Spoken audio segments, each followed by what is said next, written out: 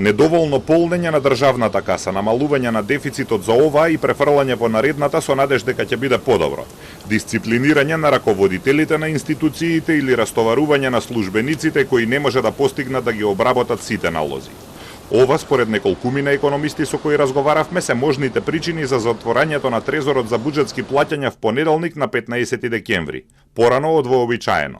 Според упатените во претходните години, налози во трезорот се примале до неколку работни дена пред Нова година.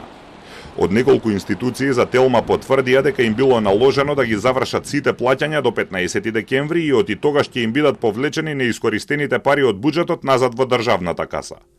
Економскиот аналитичар Александар Талимџиовски вели дека е факт дека во последните 2 недели од секоја буџетска година има многу повеќе налози од вообичаеното, па на службениците во министерството им е тешко да ги обработат.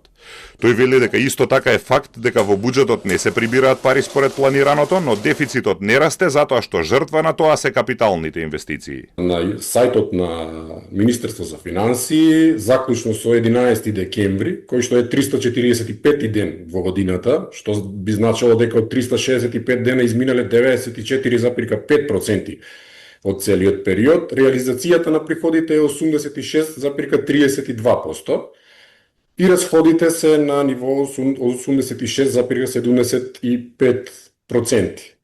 И нормално, како и секоја година, реализацијата на капиталните расходи е би рекол катастрофална, со реализација нешто под 56%. Вработените во администрацијата веќе изразија загриженост за платите и за исплатата на К15. Платите според закон се исплаќаат до 15 во месецот, но загриженоста најмногу е во институциите каде што се доцни.